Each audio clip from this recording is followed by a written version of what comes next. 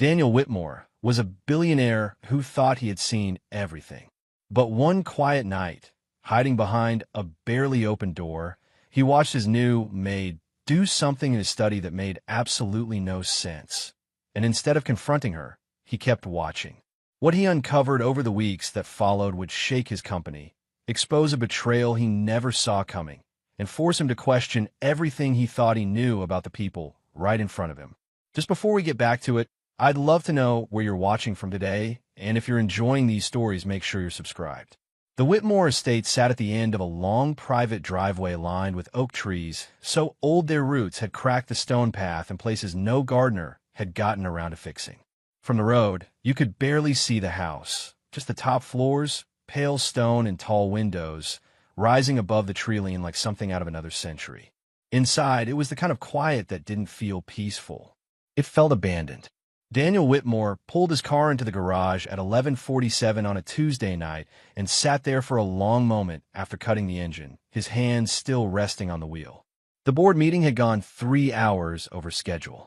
46 minutes of that had been people talking in circles about a quarterly projection he had read and fully understood in the first 8 minutes.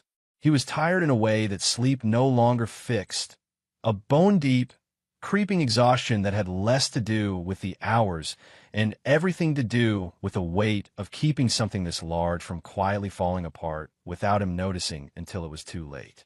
He was 44 years old, and Whitmore Systems was his life's work. He had built it from a 2-room office with second-hand servers and a team of 4 people who believed in him before he had given them any real reason to. Now the company employed over 3,000 people, had active contracts with federal agencies, and had been featured on the cover of 2 major business publications in the last year alone. None of that felt particularly real to Daniel anymore. What felt real was the ticking of the cooling engine, the empty garage, and the nagging sense that something somewhere was quietly going wrong, and he couldn't quite put his finger on what it was. He gathered his briefcase and walked through the side entrance into the house. The kitchen was clean, the lights on their timers still glowing softly in the darkness. Mrs. Aldridge, his head housekeeper for the past 11 years, had left a covered plate in the refrigerator with a handwritten note taped to the plastic wrap. Chicken and rice. Eat something. He stood there in the refrigerator's cold light and read it twice. The way a person reads something when they know the intention behind it and feel it more than they want to. He replaced the foil, let the refrigerator door swing shut, and walked past without touching the plate. He would eat tomorrow. He was never hungry at this hour anymore. The financial leak rumors had been circling for nearly 3 weeks. Nothing confirmed, nothing he could point to directly, just a pattern in the numbers that didn't sit right when he turned it over in his mind late at night, and a feeling in his gut that he had learned, over 20 years of building things and occasionally watching them break, to take very seriously. The company's quarterly earnings should have been stronger. The explanations his CFO, Victor Langford, had offered were reasonable on the surface, articulate, well-organized, nothing obviously wrong, but they had a particular quality of being just slightly too smooth. Like someone who had rehearsed their lines one too many times and had started to lose the pauses that made speech sound like thought. Daniel walked down the hall toward his study, loosening his tie as he went, and pushed open the heavy wooden door. The room was spotless. That stopped him. Not because it was unusual for it to be clean. Mrs. Aldridge ran a tight house and expected her staff to maintain it, but because the specific arrangement of things on his desk was subtly different from how he had left it that morning. Not dramatically, just slightly. The pen cup had moved an inch to the left. The folder he had left lying open was now closed and squared neatly with the edge of the desk surface. The leather chair was pushed in further than he ever pushed it when he stood up. He stood in the doorway and studied the room for a moment. Then he walked to the desk, pulled out the chair, sat down, opened his laptop, and told himself he was being paranoid. He had enough real problems without inventing new ones. But the feeling stayed with him. Her name was Naomi Carter, and she had started 3 weeks ago on a Monday. The domestic agency that supplied the Whitmore household's cleaning staff had sent over her paperwork without much ceremony. Background check came back clean, 2 solid references from previous private households, a certification in household management from an accredited program, no complaints on record from either employer. Mrs. Aldridge had interviewed her herself over the course of 40 minutes and had reported back to Daniel in a single sentence: efficient and unobtrusive. In Mrs. Aldridge's particular vocabulary, that was about as high a compliment as you were going to receive. Naomi was 28 years old. She was quiet in the way that some people become quiet after life has pressed on them long enough. Not meek, not shy, but conserving. Silence cost less than words, and she was a woman who had learned to manage every cost carefully. She arrived on time every day, which at the Whitmore house meant 5 minutes early. She kept her uniform pressed, wore her hair pinned back without making a fuss about it, and did her assigned work without ever needing to be told a second time. The other household staff had warmed to her over the weeks the way co-workers warm to someone they genuinely respect but don't yet fully know, politely, with a small, comfortable distance. What the other staff had noticed, and what Mrs. Aldridge had mentioned once in passing to no one in particular, was that Naomi worked longer than anyone else on the evening crew. She didn't make a production of it. She didn't stay visible or linger in common areas where someone might notice and comment on her dedication. She just kept finding things to do after everyone else had wrapped up: a sill that needed wiping, a rug edge that had started to curl, a stretch of baseboard that the morning crew had skipped. The overtime she declined without comment when Mrs. Aldridge offered it. What no one had thought to track was that in the 3 weeks since she had started, Naomi had volunteered for the late evening cleaning of the East Wing on 4 separate occasions. The East Wing contained the library, 2 guest suites that went unused most of the year, a formal sitting room nobody sat in, and Daniel Whitmore's private study. The first time Daniel paid real attention to it was on a Wednesday. He had been working late in the study, which was almost every night, when he heard the quiet sound of movement in the corridor outside, the faint smell of cleaning spray drifting under the door. He opened the study door and looked out. Naomi was at the far end of the hall, crouched at the baseboard below the library entrance, spraying and wiping with methodical, unhurried strokes. She didn't look up when the study door opened.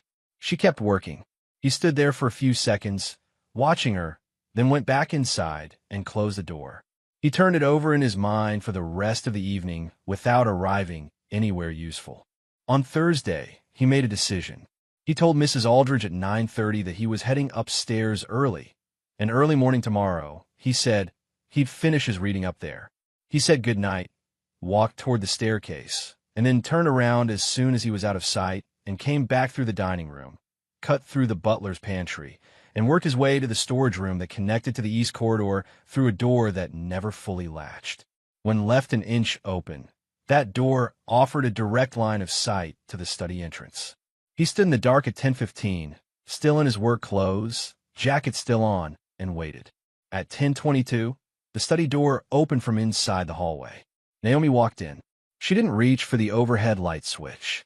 She crossed to the corner of the desk and clicked on the small amber lamp, the one he barely ever used, the one with the warm, low glow that didn't reach the window or bleed into the hall beneath the door.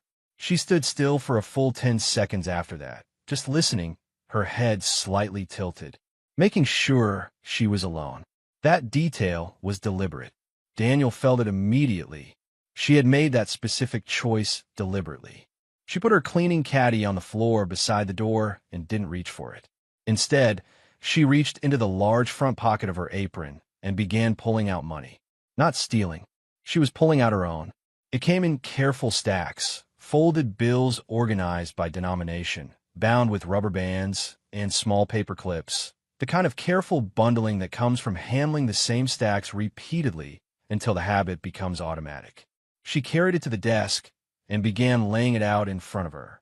Her hands moved with a quiet speed, peeling off bills and counting on her breath, lips barely moving, eyes tracking the growing total with total focus. She had a small notebook, spiral-bound, drugstore quality, the cover worn soft at the corners, and she opened it to a page already dense with handwritten figures in small, even columns. She began writing, paused to recount when she reached a new number, confirmed it twice before committing it to paper. Daniel stood perfectly still in the dark doorway and tried to make sense of what he was watching.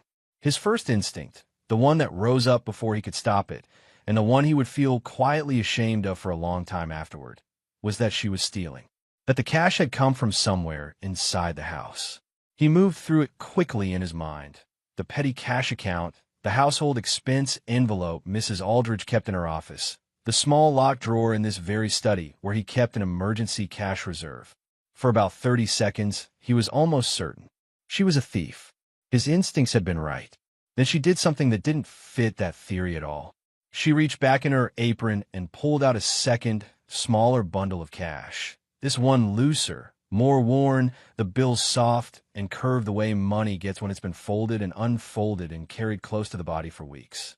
She counted it with the same quiet precision, then added it to the growing total on the desk. Her own money, joining whatever was already there, going in the same direction. She wasn't taking. She was adding. Daniel watched her seal the combined amount into an envelope she had brought in the apron's inner pocket. She wrote along the front of it carefully, dates from what he could see, though the angle made the specific numbers hard to read. She tucked it back into the apron. She closed the notebook. She placed the pen in her breast pocket with a gesture that was almost reflexive, the practiced motion of someone who is always keeping track and never loses their pen. Then she stood there, alone, in the amber light, one hand resting on top of the closed notebook. The house was silent. The clock on the mantel made its soft sound. Outside, the oak trees moved a little in the wind. She whispered something, so quiet it was almost nothing, the kind of thing you say when you believe you're completely alone, when there's no audience and no performance, and it's just you and the weight of whatever it is you're carrying. Just a little more, she said.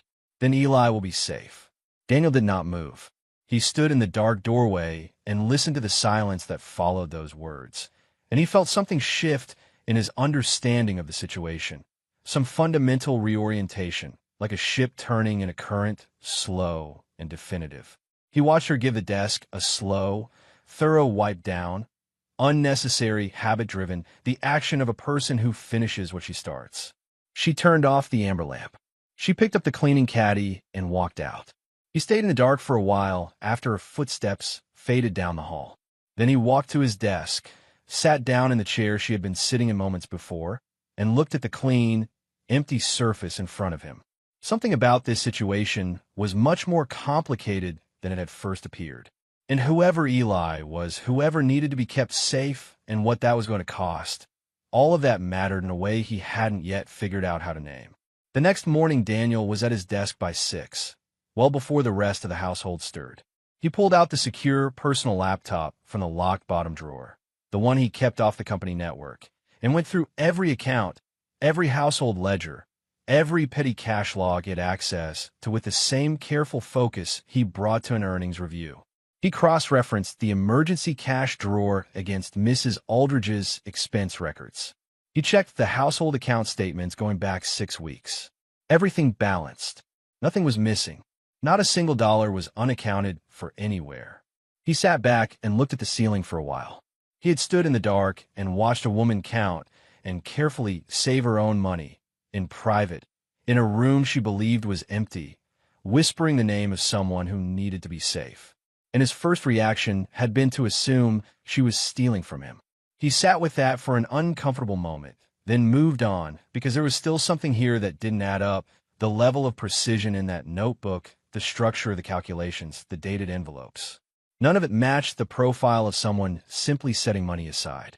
That evening, he waited by the upstairs window that overlooked the rear of the property.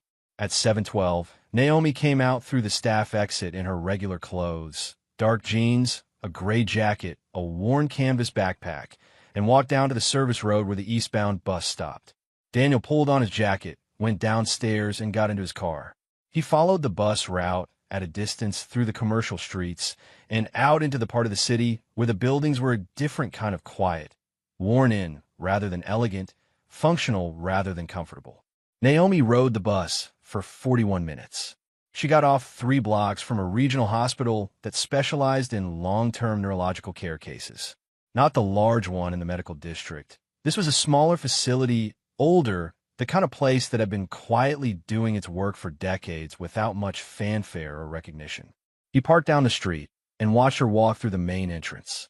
He waited 15 minutes, giving himself time to feel bad about what he was doing and then do it anyway. Then he followed her in. A brief, vague conversation at the reception desk. He was looking for a visiting family member, young woman, late 20s, pointed him toward the fourth floor. He found a waiting area near the elevator bank that gave him a clear sight line down the main corridor of the neurological ward without making him obvious. And he sat down in a plastic chair between a man reading a paperback novel and an older woman asleep under a thin hospital blanket. And he waited. The ward smelled like antiseptic and the particular stillness of a place where people came to try to fix things that were very hard to fix. The lights were lower in the evening, some kind of accommodation the staff made for the patients down the hall, and the whole floor had a muted, careful quality to it that made Daniel feel, despite himself, like he was somewhere he shouldn't be. About 20 minutes later, a doctor came out of a room at the far end of the hall and walked with Naomi into the small family consultation area across from the nurse's station. Daniel couldn't catch the full conversation, but the hospital had that quality of late-night quiet that carried voices further than anyone expected. He heard the words, experimental protocol. He heard treatment window, and then a pause. He heard a number followed by the phrase before the end of the month. And even from across the corridor, he could hear the specific gravity that number carried. Not a figure for a regular treatment, but the kind that represented a threshold between what was possible and what wasn't. Naomi's voice, when she responded, was carefully level. She asked 2 questions, precise and practical, no wavering in them. She nodded twice. The doctor put his hand briefly on her shoulder, the gesture of someone who has done everything within their medical power and is now handing the rest of a situation to someone else, and walked back down the corridor. Naomi stood alone in the consultation alcove. She pressed one hand flat against the wall, head lowered, and was still for a moment. Then she straightened, pulled her jacket back into place, and walked to the room at the end of the hall. Through the narrow window in the door, Daniel could make out a teenage boy in the bed, thin, propped on several pillows, appearing to be asleep. Naomi sat down in the chair beside him. She reached over and rested her hand gently on top of his. Daniel stepped back from the sight line and took the elevator back to the ground floor. He sat in his car in the hospital parking lot with the engine off. The night was cold. He didn't start the car for a long time. He was thinking about the money in the envelope and the calculations in the notebook and the whispered certainty in her voice when she said just a little more. He was thinking about a woman riding an hour's worth of buses to sit with a sick boy in a hospital room, and then riding them back to clean floors in a house large enough to contain the whole ward. He started the car and drove home without the radio on. The next day, Victor Langford came into Daniel's office at Whitmore Systems headquarters carrying a stack of printed reports and the settled confidence of a man who had been CFO long enough to believe his interpretations of the numbers were more reliable than anyone else's, including the person who owned the company. Victor was 51 years old, polished, silver-haired, and composed in the particular way of someone who had spent decades in rooms where the stakes were high and had learned to perform calm as a professional tool. He had been with the company for 9 years, had been there when it was still growing into itself, and wore that history the way some people wore seniority, as though it explained and justified everything. The quarterly picture wasn't good, Victor said. Market fluctuations, sector sofnis, competitive pressure in 3 of their primary contract areas. He laid it out clearly and walked Daniel through each figure with practiced patience, answering every question Daniel raised, never losing the thread. It was, as always, a smooth and well-organized presentation, the kind that left you feeling informed and slightly unsettled at the same time, without being able to point to a specific reason why. Daniel asked twice about a specific cluster of outgoing transactions in the infrastructure services division, figures that didn't match any vendor contract or disbursement schedule he could find documentation for. Victor had an explanation ready. Third-party vendor adjustments, standard reconciliation delays, nothing unusual for a company operating at their scale. Daniel nodded and let it pass. But he kept the page. After Victor left, Daniel made a call from his personal phone to Marcus Hale. Marcus Hale was a former financial crimes detective who had spent 22 years on the force before leaving 4 years ago to work independently. He was not flashy, not particularly easy to talk to, and not cheap. He was also thorough in a way that was difficult to find, patient in a way that was harder still, and had a network of contacts in financial institutions, regulatory bodies, and accounting firms that he had built quietly over 2 decades and never wasted. Daniel had used him twice before, once for a vendor fraud matter that had been eating at company margins for 18 months, and once for a background investigation on a potential board member who had turned out to have a quietly interesting history with offshore accounts. Both times Hale had delivered. Daniel gave him the transaction figures that had been bothering him and told him to move quietly. Hale called back 5 days later. He had found something, not the full picture yet, but a pattern. Transfers moving through the company's vendor payment channels in amounts small enough to avoid automated alerts, but consistent and rhythmic, appearing at regular intervals. The money was flowing outward and surfacing somewhere else through a layered routing system. He had traced 3 of the transfers to the next step. There were almost certainly more going back further. He would keep following it. Daniel thanked him, hung up, and remained in his office chair without moving for several minutes. That night, well after midnight, he did something unplanned. He went to the East Wing utility closet with a master key and retrieved Naomi's notebook from the cleaning caddy where he had seen her store it. He carried it to the study, set it under the amber lamp, and opened it carefully. The first several pages were exactly what he had expected, a savings register. Columns of weekly deposits, running totals, a countdown of sorts toward a specific dollar amount written at the top of the page in slightly heavier ink, circled twice. Medical payment deadlines noted in the margins with small calendar references. The arithmetic was modest but precise, the discipline of someone managing something very close to impossible with no margin for mistakes and no one else to catch an error. He turned further into the notebook. The middle section was different in character entirely. It began with what appeared to be partial figures she had copied, numbers he recognized from documents that had been sitting on his desk in recent weeks. Not full reports, not systematic copying, fragments. The kind of thing a person might notice in passing while wiping down a surface, if that person happened to be paying attention in a particular way. But what she had done with those fragments was what stopped him completely. She had run calculations. Long, multi-step cross-reference calculations written in a hand that was small and unhurried and entirely confident. She had matched vendor codes across entries separated by weeks. She had flagged a recurring transaction identifier that appeared in several of the outflows. She had drawn connecting lines in pencil between figures that only related to each other if you knew what you were looking for and had taken the time to map it carefully. At the bottom of one page, in her neat small handwriting, she had written a note next to a circled number. This doesn't match the disbursement schedule. Where does this go? On the next page, she had started trying to answer that question, and she had gotten 3 steps further into the transaction chain than Marcus Hale had managed in 5 days of professional investigation. Daniel sat with the notebook open in both hands and stayed very still. He had spent 2 decades of his career evaluating people, hiring talent, developing it, losing it occasionally to companies that paid more, recognizing it sometimes in unexpected places. He knew what he was looking at right now. This wasn't idle curiosity or coincidence or the lucky guess of someone flipping through papers. This was a trained analytical mind that had noticed something wrong in a set of numbers, recognized the shape of the irregularity, and begun pulling the thread the only way it knew how, carefully, systematically, without drama, and without anyone's permission. He turned back to the front of the notebook and read through the savings totals again. The medical payment schedule, the running count toward the end of the month. He closed the notebook. He returned it to the utility closet exactly as he had found it, relocked the door, and walked back through the dark hallways of the house to the study. He stood at the window for a long time, looking out at the black lawn, the oak trees barely visible against the sky. The house was completely silent around him. Somewhere on the upper floor, his household staff slept, including a woman with a spiral notebook and a sick brother and the kind of mind that didn't fit anywhere near the role she was currently filling. There was something wrong inside his company. Someone on the inside was bleeding it carefully, in a way designed not to be found until the damage was too large to hide.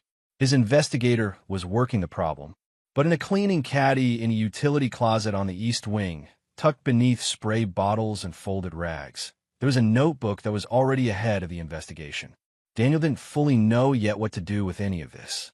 The problem had layers he hadn't anticipated when he first started paying attention to a maid who worked late.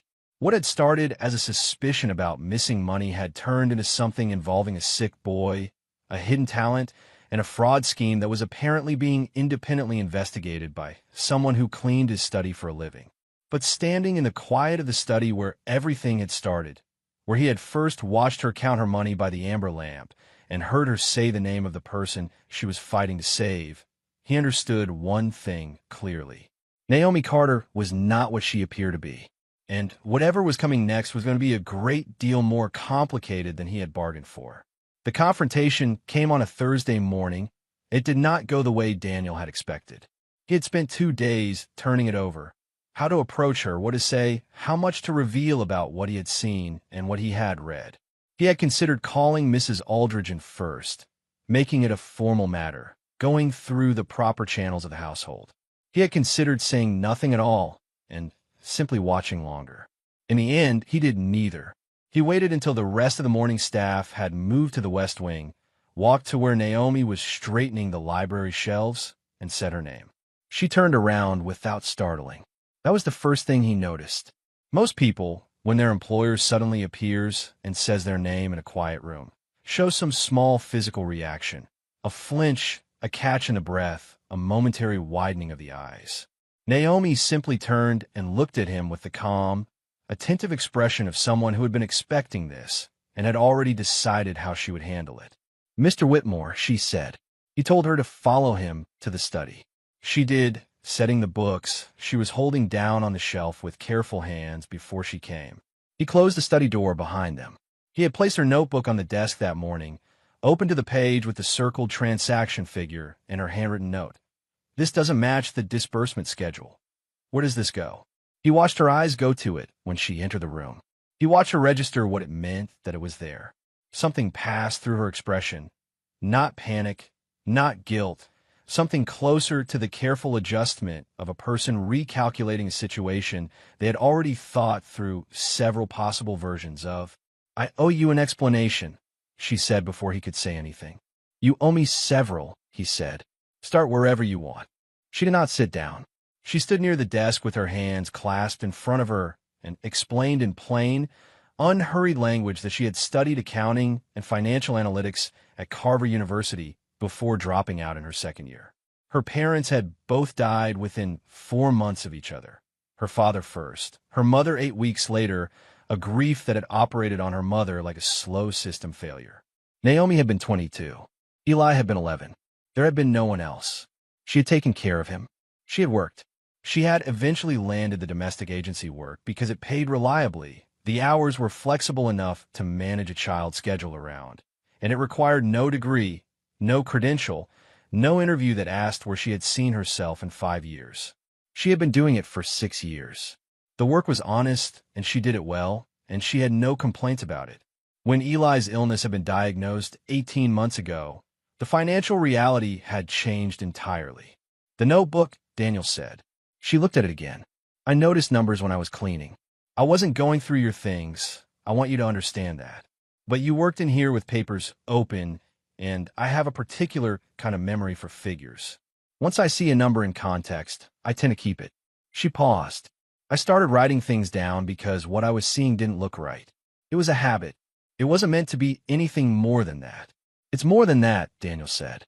He sat down in his chair and gestured toward the notebook. "Walk me through what you found." She hesitated for exactly 1 second. Then she sat down across from him and began to talk. He had been prepared to ask questions. He had not been prepared for the answers. He started by testing her because he was a thorough man and he needed to be sure of what he was dealing with before he did anything else with it. He asked her about amortization schedules and what they revealed when a company was managing long-term debt against variable revenue. He asked her about the difference between operating cash flow and free cash flow and why the distinction mattered critically when a company was attempting to conceal a loss within its reporting structure. He asked her about shell company construction and how multi-jurisdiction layering functioned in transaction routing designed to obscure the final destination of funds. He asked her, almost as a final measure, to walk him through the full reconciliation process for a multi-division corporation managing vendor payments across subsidiaries with different fiscal calendars. She answered every question, not with the careful, reaching quality of someone pulling at half-remembered knowledge from years ago, with the direct, specific, fully inhabited fluency of someone for whom this had been a living language and had never entirely stopped being one, even when life had forced it underground. By the time she was done with the last answer, Daniel had set down his pen. "You mentioned noticing unusual numbers in here," he said. "Show me specifically what you saw." She picked up the notebook, found the right page without having to look, and laid it on the desk between them. Then she began to explain. She kept going. She had cross-referenced the transaction dates against the company's standard billing cycles.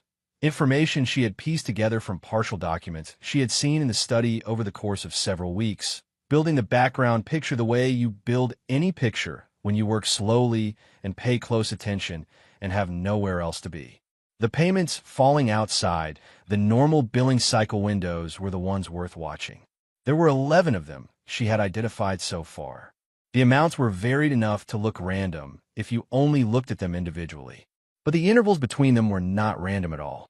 They were consistent, rhythmic, adjusted at regular intervals in a way that suggested someone monitoring the detection thresholds and staying deliberately beneath them. "Someone is doing this deliberately," she said.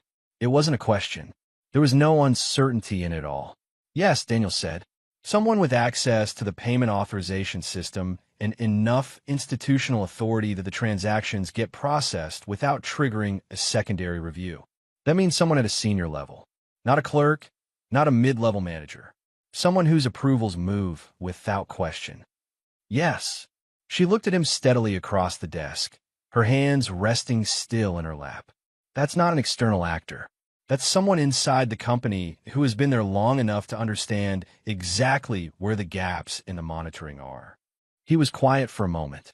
Outside, the gardener's sounds had stopped, and the house had settled back into its late morning stillness.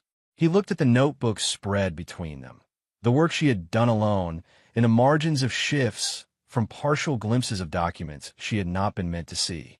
"The total you've calculated," he said, "the amount you think has moved out of the company."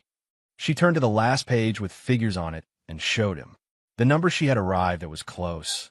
Not exact because she was still working from incomplete information, but within a margin that made Daniel's jaw tighten before he could stop it. It was significantly larger than what Hale had managed to confirm so far. "Whoever is doing this," she said quietly, closing the notebook, "has been very careful for a very long time." Daniel called Hale that afternoon from the private line and gave him Naomi's transaction codes without explaining where they had come from. Hale was quiet for a long time on the other end of the phone. "Where did you get these?" he asked finally. "Does it matter?" Another pause. "It matters because whoever found these is either very good or got very lucky, and I'd like to know which." "Very good," Daniel said. "What did they tell you?" Hale told him to give him 24 hours. He called back in 18. The vendor code Naomi had flagged was, as she had suspected, being used to route payments through a layered network of accounts.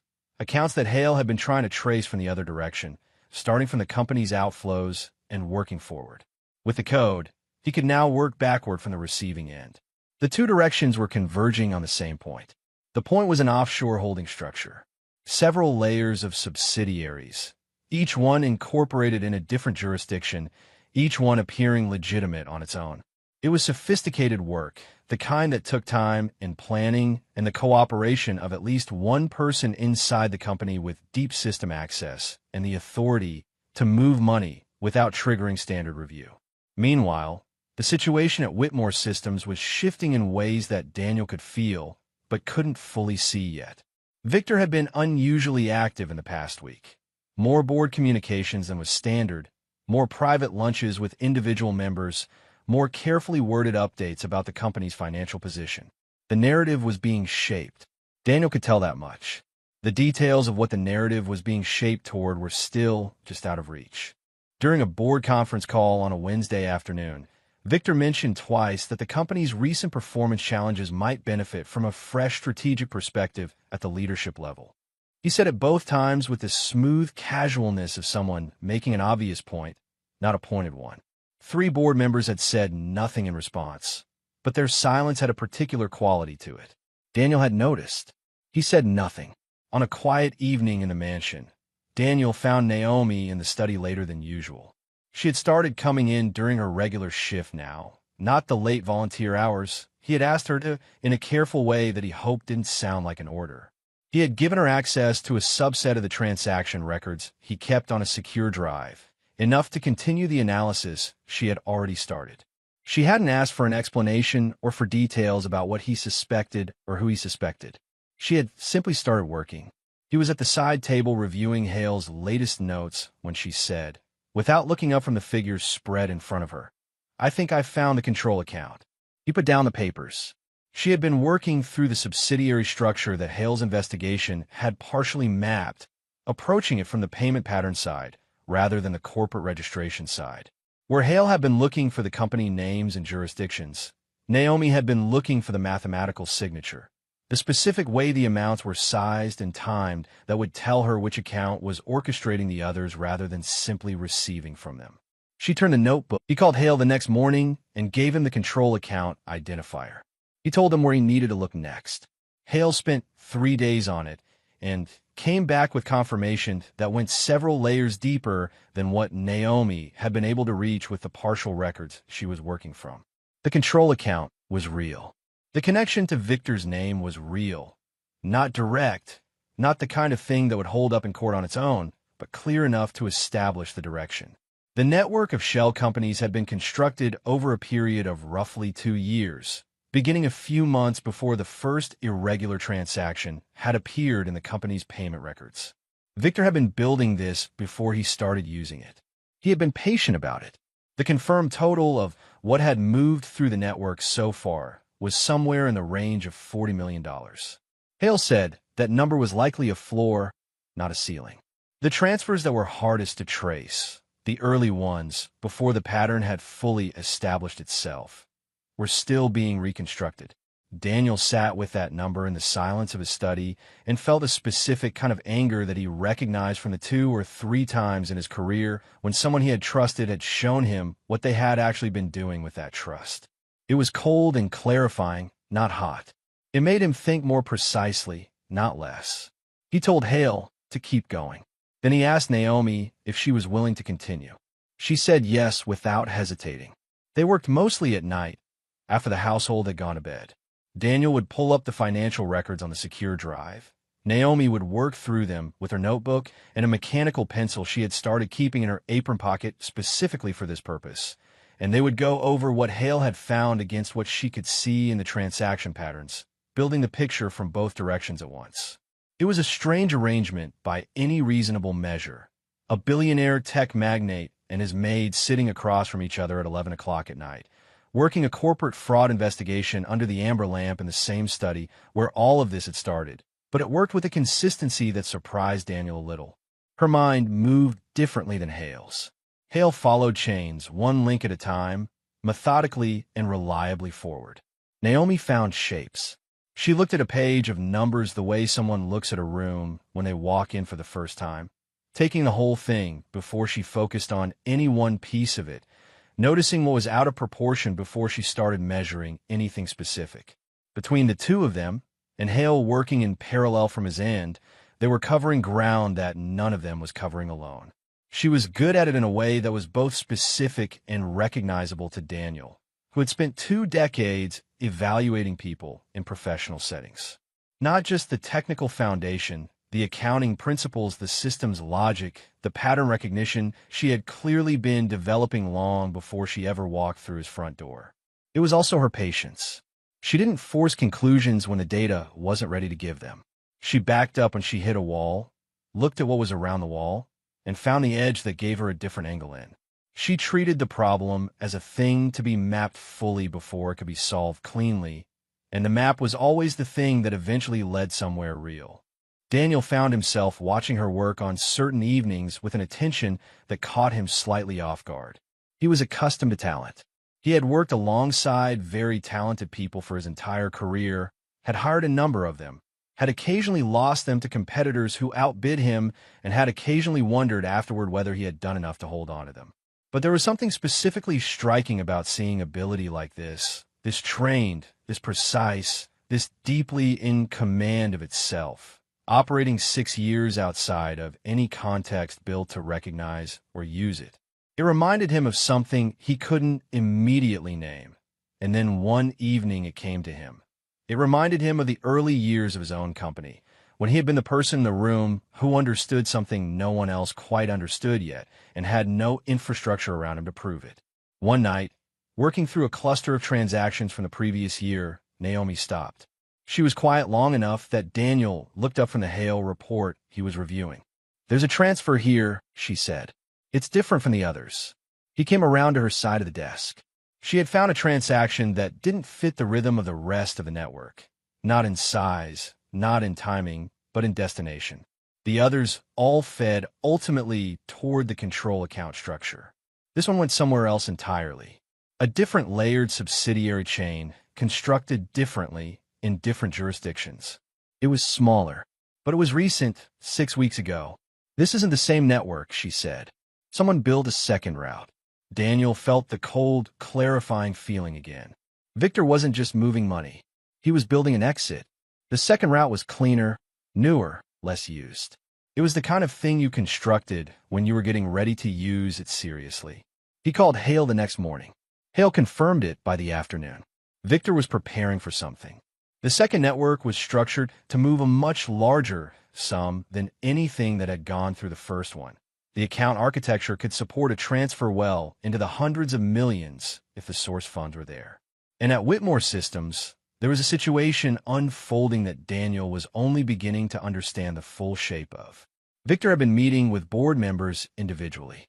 Daniel had pieced this together from small things, a passing comment from someone in the legal department, a slight stiffness in a board member's voice on a routine call that hadn't been there the week before, the particular quality of Victor's ease in the weekly leadership meeting that had the unmistakable texture of someone who had already had the harder conversations elsewhere and knew how they had gone.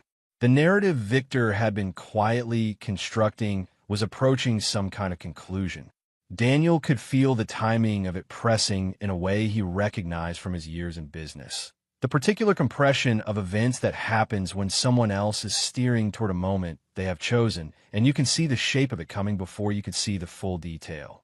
Whatever Victor intended to do with the second financial network, whatever large transfer he was preparing, it was coupled to something he was maneuvering within the board.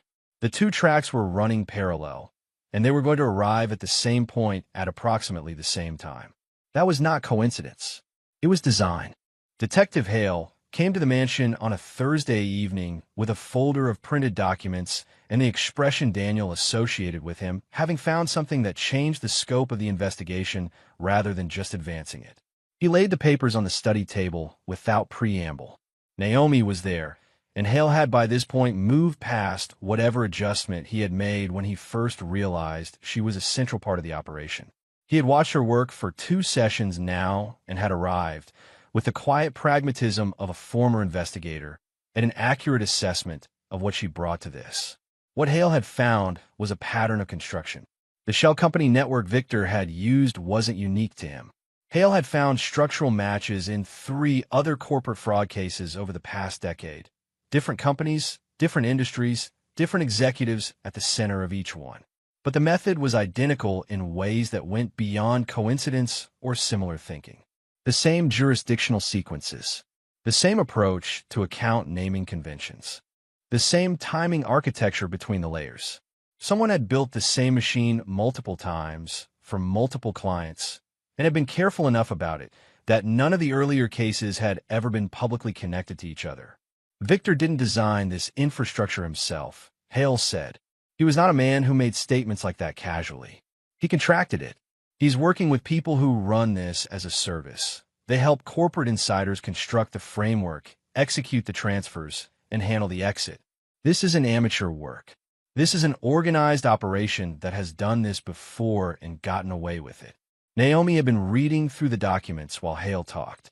She set one of them down and said, without looking up, "If that's true, then the second network has a schedule that Victor doesn't fully control. The people he's working with will have a timeline. The major transfer won't happen when Victor decides he's personally ready. It'll happen when they tell him the window is open. He'll move when they say move.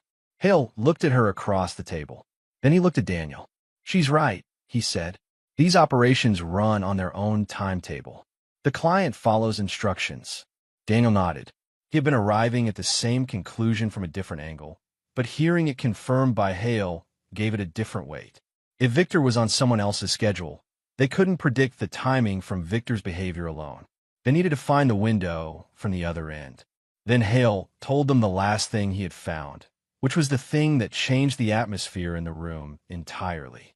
Victor hadn't just been running a financial operation out of Whitmore Systems. He had also been watching it. Security monitoring equipment, sophisticated, not standard consumer gear, had been installed in 2 locations connected to the mansion. One was a relay near the estate's main server access point. The other was something Hale's contact had found evidence of inside the building itself, though the exact placement was still being determined. The 3 of them were silent for a moment. Naomi was the one who moved first. She turned slightly in her chair and looked at the corner of the study where the 2 cameras Daniel used for internal security sat on their standard mounts, one covering the door, one covering the desk area. She watched them for a moment without making it obvious she was watching them. Then she turned back to Daniel and said quietly, in a voice that was completely steady, "One of the cameras just moved." Daniel looked at the desk-facing camera. It was pointed differently than it had been an hour ago. Not by much, by just enough. He kept his face neutral.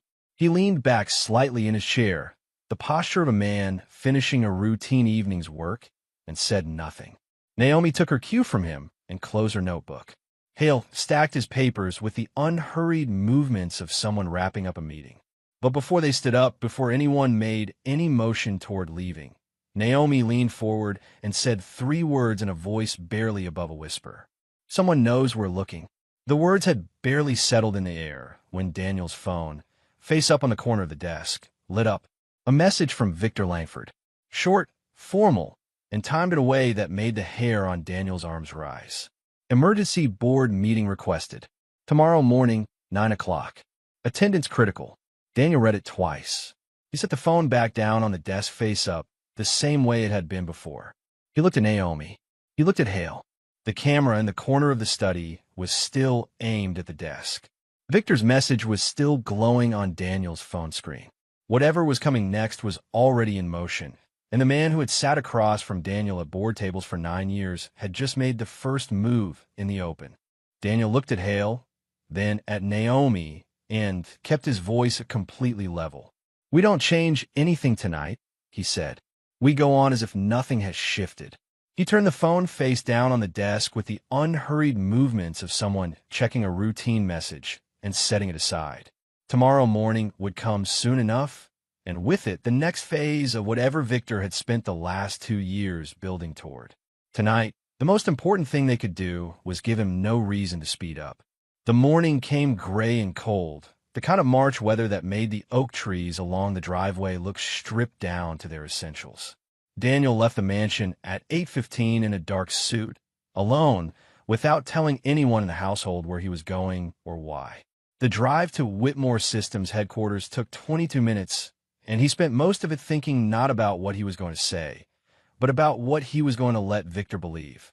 The lobby of Whitmore Systems was all clean lines and polished concrete, the kind of design that signaled competence and permanence without trying too hard. Daniel had always liked it. This morning it felt different, like walking into something that had been quietly rearranged while he wasn't watching, the furniture in the same places, but the weight of the room shifted in some way that wasn't visible and was entirely real. The boardroom was on the 14th floor. When he stepped off the elevator, 3 of the board members were already in the hallway outside, speaking in low voices that stopped when they saw him. They greeted him with the careful politeness of people who have recently been told something about you and have not yet decided how much of it they believe. Daniel shook hands, asked about families, said nothing of substance, and went inside. Victor was already at the head of the table. That was the first move, the spatial claim, the early arrival, the establishment of whose meeting this was before Daniel even sat down. Victor had learned conference room dynamics a long time ago and applied them with the ease of long habit. He stood when Daniel entered, smiled, and said it was good of him to come on short notice. His voice had exactly the right note of warmth in it, the warmth of a man who was sorry about what was about to happen. "Victor," Daniel said and sat down. The remaining board members filed in over the next 10 minutes. 7 of them total, plus the company's general counsel, who had brought a junior associate Daniel had never seen before. The presence of legal staff in a configuration like this was its own kind of signal. Daniel logged it and showed nothing. Victor opened the meeting with a prepared presentation. It was good work. Daniel had to give him that even as he watched it being used against him. Clean slides, clear figures, a narrative that built logically and confidently from premise to conclusion. The premise was that Whitmore Systems had suffered significant financial deterioration over the past 2 quarters under current leadership. The evidence was a selective but technically accurate reading of the company's financials. Every loss highlighted, every gain contextualized in a way that made the gains look temporary and the losses look like symptoms of something deeper. The conclusion was that the company needed, in Victor's careful phrasing, a period of stable, focused stewardship while an independent financial review was conducted and confidence in the company's direction could be restored. He never said Daniel's name disparagingly. He never used words like incompetent or reckless, nothing that could be quoted back at him later as a direct attack on the man, rather than a concerned assessment of the situation.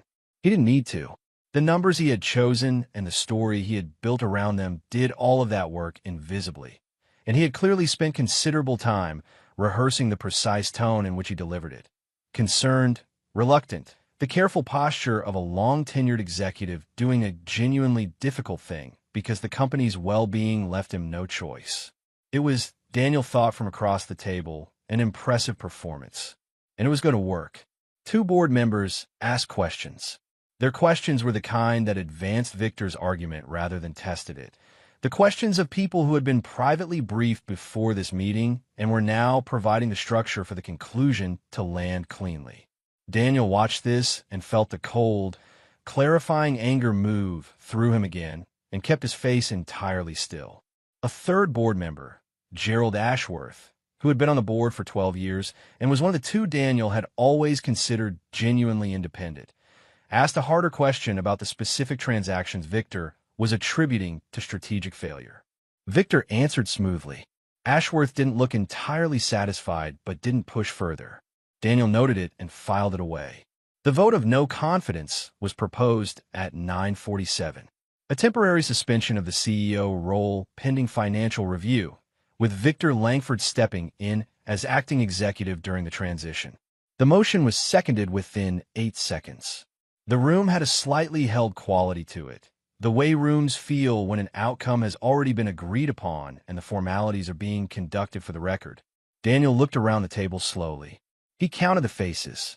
4 of the 7 board members had the particular settled stillness of people who had committed to a position before entering the room and were simply waiting for it to be completed.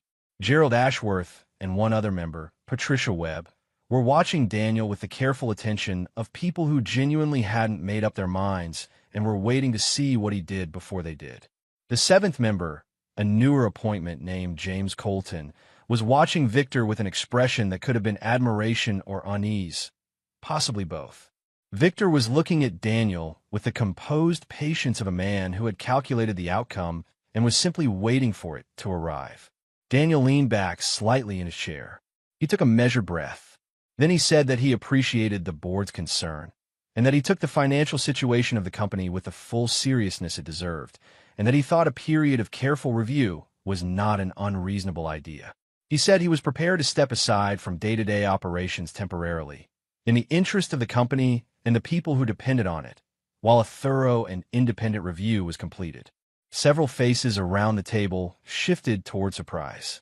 Victor's composure held, but something behind his eyes moved. A small, satisfied adjustment, the internal confirmation that his read of the situation had been correct. The motion passed 5-2. Daniel thanked the board, shook hands with several members, and left the building the same way he had come in, calmly, without rushing, giving Victor no visible signal that anything about this was anything other than what it appeared to be. In the car on the way back to the mansion, he called Hale and said 3 words. He took the seat. Hale understood immediately. "How long do we have?" "Less than we thought," Daniel said. "Move faster." Back at the mansion, Naomi had been in the study since before Daniel left.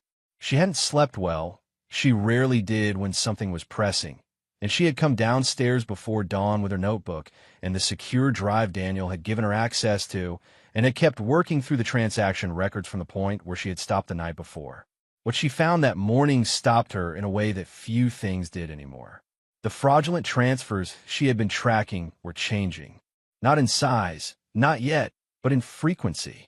The rhythm she had mapped so carefully over the previous 2 weeks, the calibrated spacing she had identified as deliberately designed to stay beneath automated detection thresholds, had compressed over the past 7 days. The intervals were shorter. The gaps that had previously existed to avoid triggering review flags were narrowing in a way that was consistent with only one explanation. The operation was accelerating toward a conclusion. She ran the numbers 3 times. The pattern held each time.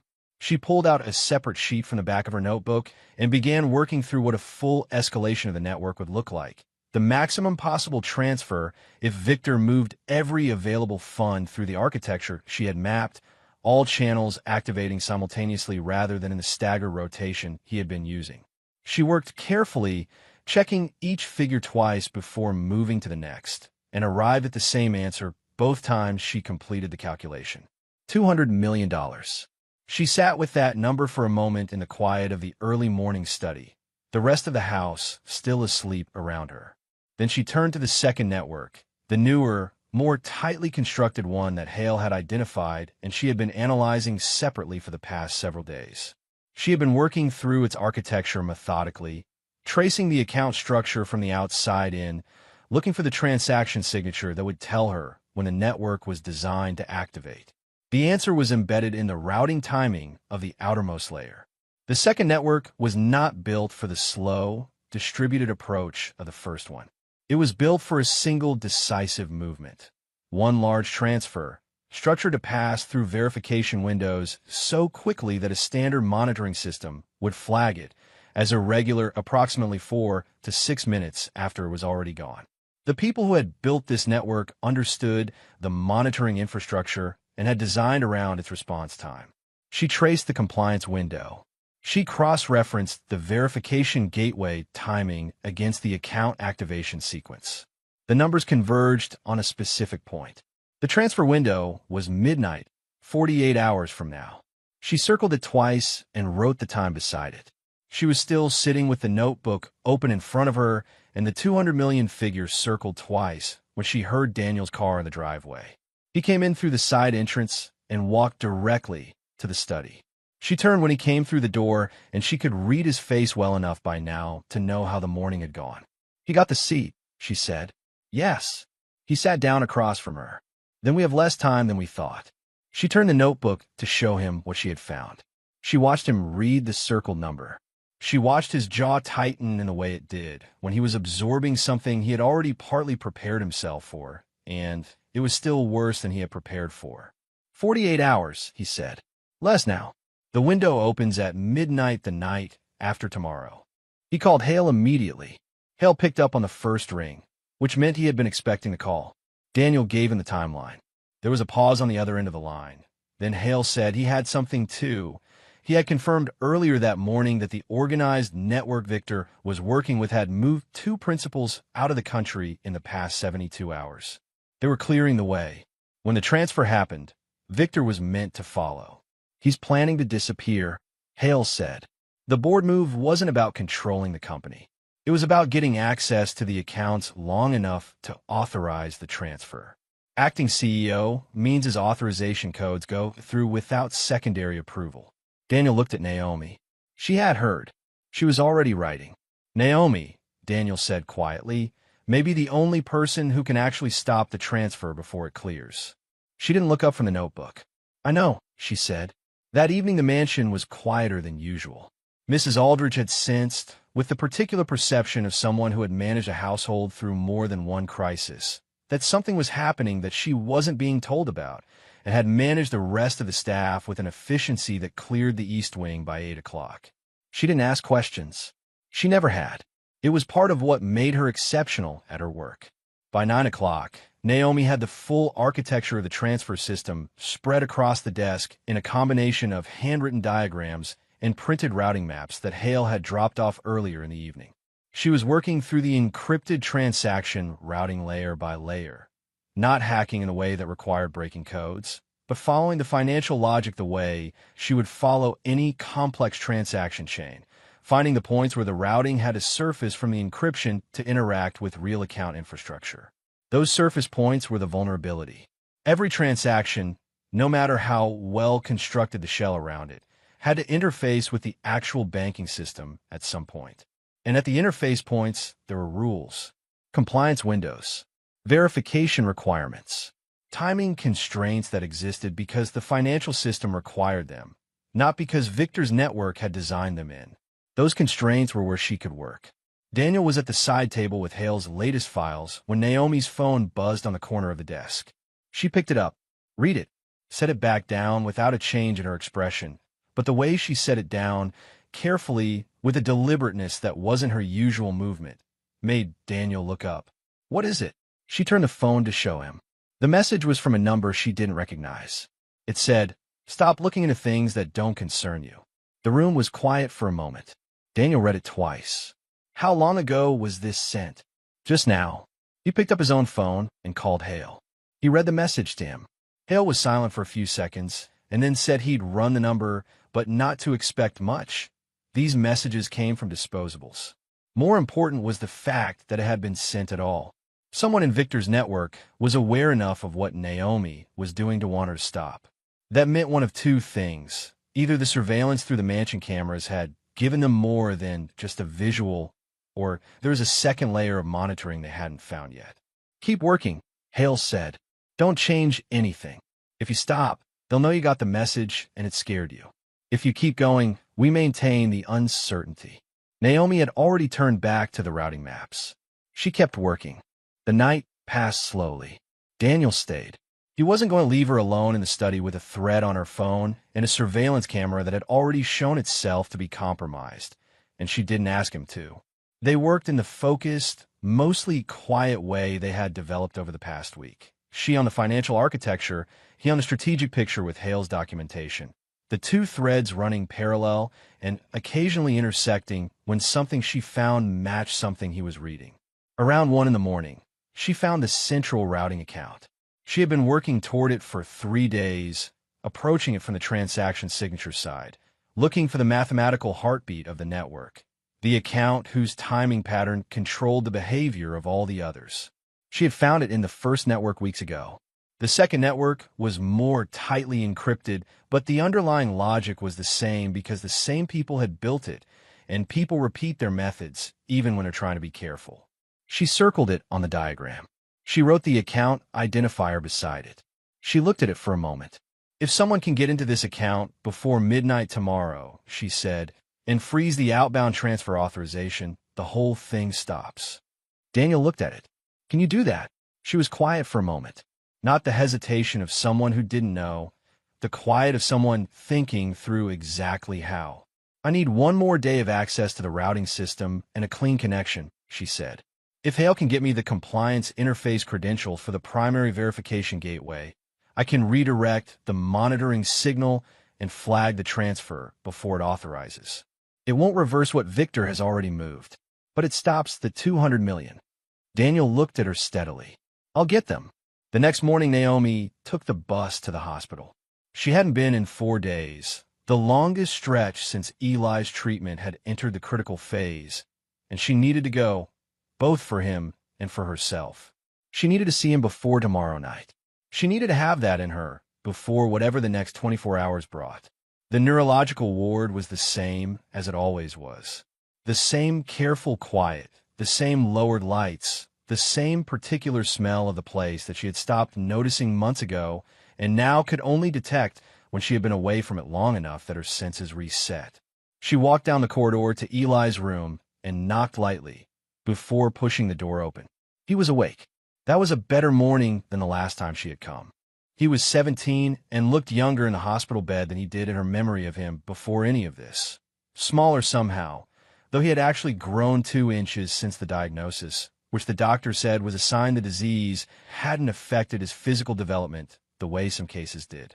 He had their mother's eyes and their father's stubbornness and a specific kind of dry humor that he deployed at the least expected moments, and that Naomi had come to depend on in ways she never admitted to him. "You look tired," he said, by way of hello. "I am tired. Are you still doing the thing?" She sat down in the chair beside the bed.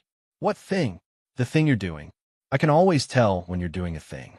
He looked at her with the particular attention of someone who has had a lot of time to study the people who come into his room. "It's the thing." She looked at him. "I'm finishing something," she said. "After tomorrow it should be done." He was quiet for a moment. "The money," he said. Not asking.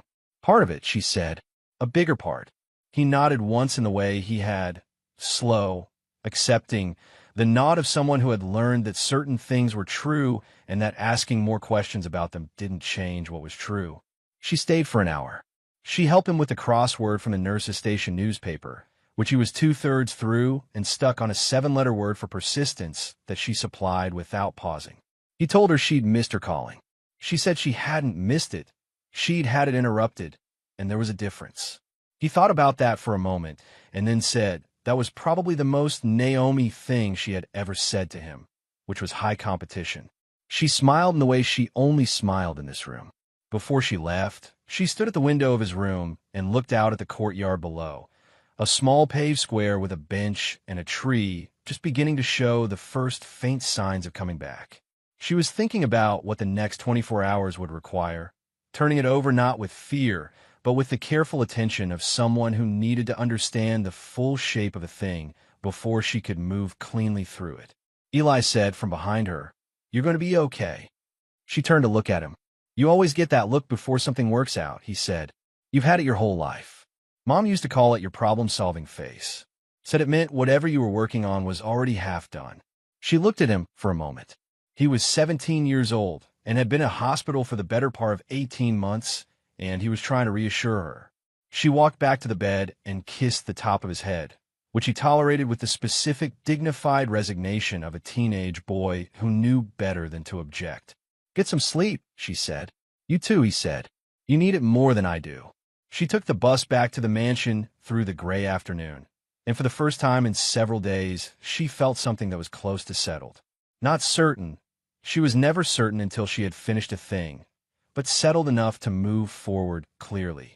That evening, after dark fell and the household quieted, Naomi sat back down at the study desk and worked for 3 hours straight. She was mapping the specific interface points in the routing system where she could intercept the transfer authorization signal without triggering an alert in Victor's network prematurely. It was careful work requiring her to hold multiple moving pieces in mind simultaneously. She was accustomed to that kind of thinking, had been doing it her whole adult life with different variables. Daniel sat at the side table and read through Hale's files and occasionally looked up at her, because there was nothing useful to say and she didn't need commentary. She needed quiet and time. He understood that and provided it. When she got back, Daniel was waiting in the study with a look that had 2 pieces to it. One he let her see immediately, and one he was holding back. He gave her the compliance interface credentials Hale had retrieved through a contact at the Financial Oversight Authority. Legitimate access, properly obtained, the kind that would hold up to scrutiny afterward. He told her Hale had confirmed the transfer window, midnight tomorrow, exactly as she had calculated. Then he told her the second piece. Someone had been at the hospital asking about Eli. Not a doctor, not a nurse, not anyone on the care team. A man who had come to the floor reception and asked general questions about patients under neurological care, specifically about young patients with family visiting regularly. The floor nurse who had mentioned it to Hale's contact hadn't thought much of it at the time, but Hale had thought something of it immediately. Naomi stood still when she heard this. She was quiet for long enough that Daniel said her name. "I know," she said. "I know what it means. Hale is going to have someone at the hospital tonight and tomorrow," Daniel said. "Discreet.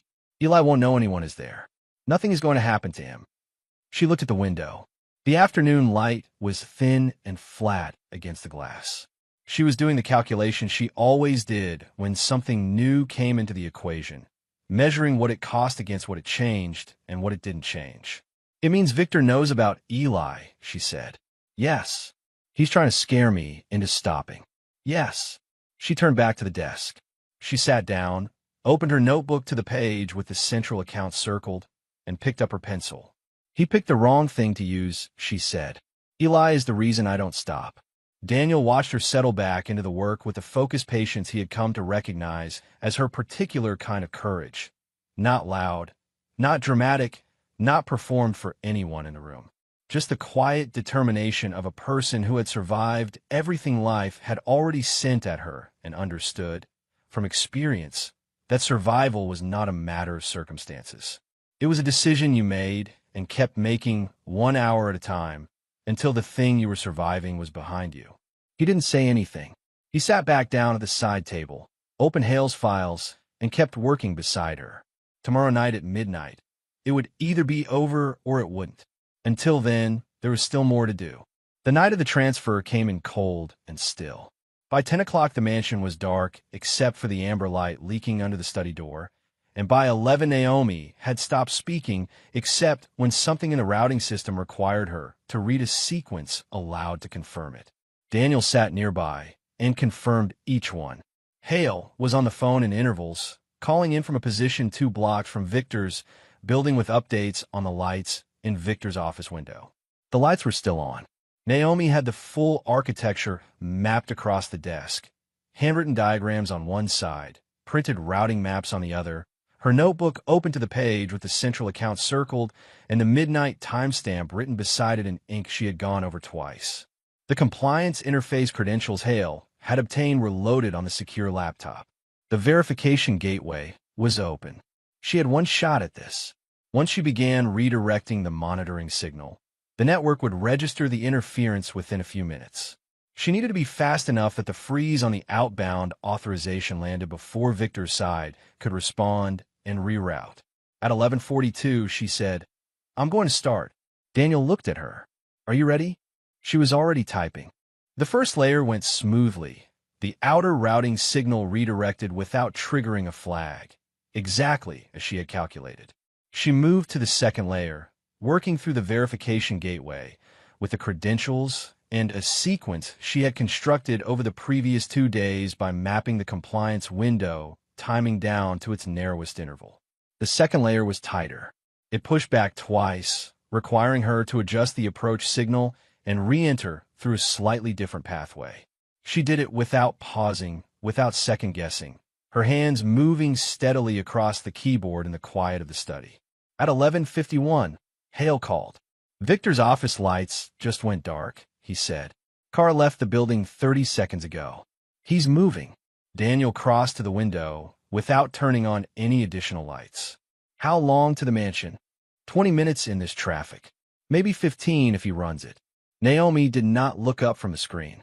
At 11:56, she reached the central account. The transfer authorization was sitting in the queue, $212 million, structured to release at midnight through 3 simultaneous routing paths. She could see the architecture of it clearly now that she was inside the verification layer. It was well constructed. Whoever had designed the network had been thorough, but they had built it for speed and concealment, not for the possibility that someone would be standing inside the compliance gateway, redirecting the monitoring signal from the inside. That was a specific gap in their planning, and it was the gap she had been working toward for 2 weeks. She began the freeze sequence. The account's outbound authorization required a compliance flag to clear the final gateway. She inserted a hold flag into the verification queue, legitimate, properly formatted, the kind that a compliance monitoring system would generate automatically if it caught an irregularity. To the network, it would look like an automated hold. To the transfer, it would look like a wall. At 11:59, she finished typing. She pressed the final confirmation. The outbound authorization queue cleared. The transfer did not move. The hold flag was in place. She sat back in the chair and let out one long, slow breath. Daniel was watching her from across the room. She looked at the screen for another moment to make sure the flag was holding, then looked at the timestamp in the corner of the monitor. Midnight exactly. Then they heard the front door. Victor did not knock. He came through the main entrance with the key that still worked because no one had thought to change the locks before tonight. And his footsteps in the hallway had the particular quality of someone who was moving fast and was angry enough that they had stopped being careful about what they sounded like. Daniel stepped to the center of the study. Naomi closed the laptop. The study door opened. Victor stood in the doorway in his overcoat, his composure fractured in a way that Daniel had never seen in 9 years of sitting across tables from this man.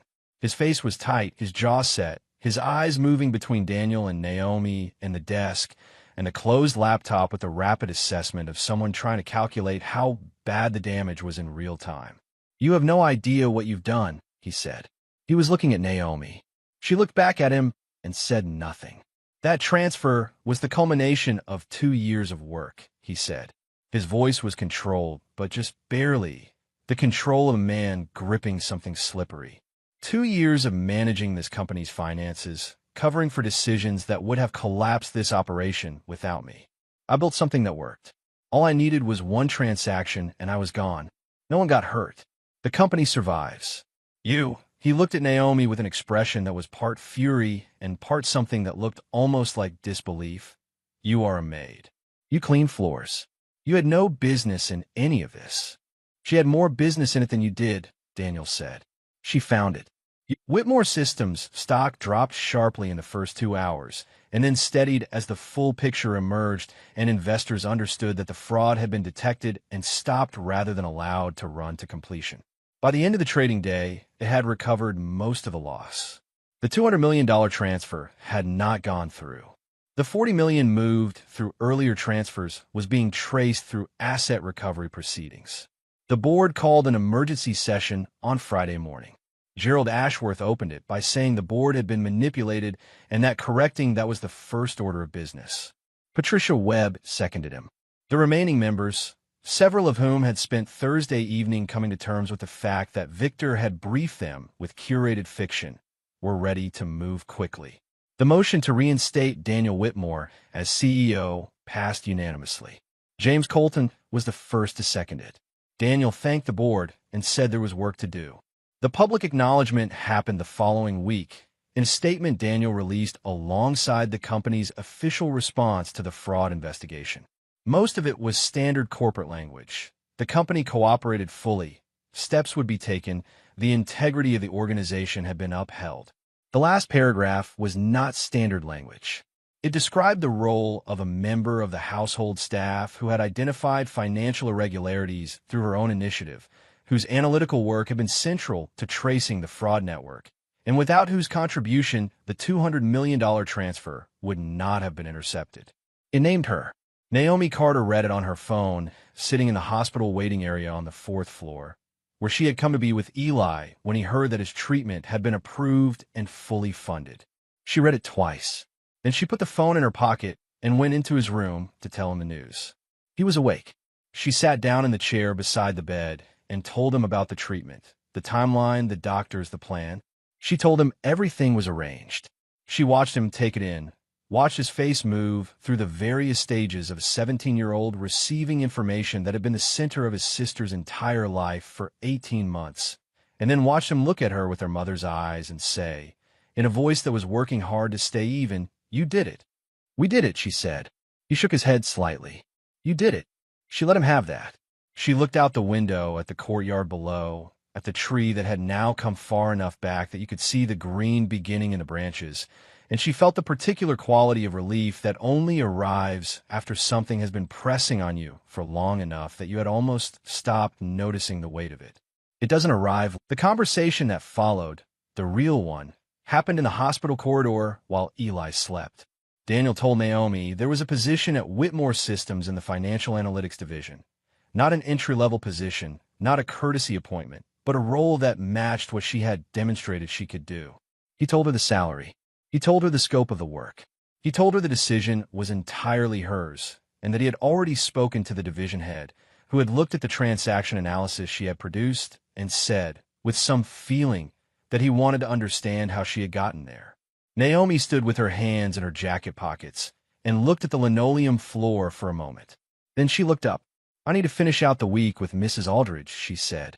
"She deserves proper notice." Daniel almost smiled. "Of course. And I want to start after Eli's first treatment cycle. I need to be here for the first 2 weeks. That's not a problem." She nodded once, slowly, the nod of someone who has finished calculating and found the answer acceptable. "Then yes," she said. 3 weeks later, Naomi stood outside the hospital on the morning Eli was cleared to move to outpatient treatment. The March cold had finally broken. The sky was pale and wide, and the kind of clear that felt like the weather had finally committed to something. She stood on the sidewalk with her coat open and let the thin warmth of it land on her face for a moment. She thought about the night in the study when she had counted her money under the amber lamp and whispered to herself and believed, as completely as she had ever believed anything, that she was alone. She thought about what had come from that night. The conversation, the investigation, the midnight transfer of Victor in the doorway, and now this morning, her brother walking out of hospital on his own feet. She thought about all the things you set in motion without knowing anyone is watching. Eli came through the automatic doors carrying the small bag she had packed for him, wearing his regular clothes for the first time in weeks, and he blinked in the sunlight like someone remembering what it was. "Ready," she said. "Been ready," he said. They walked to the bus stop together in the thin, clear March warmth, unhurried, no place urgent to be. That same afternoon, Daniel was in the study. The routing maps were gone. The desk was clean. The amber lamp was on in the early afternoon. Light, the way it was always on when he worked in here, had been on for years before any of this. He was reading a report from the Financial Analytics Division about the first round of internal audit improvements following the fraud case. And it was a good report, specific, precise, rigorous in the way that only happened when someone who understood what they were looking at had written it. He set it down and looked at the desk, at the room where he had stood in the dark of the doorway, and watched a woman count her own money under this lamp and whisper a name to herself in the silence. At the chair where she had sat across from him and answered every question he put to her without hesitation.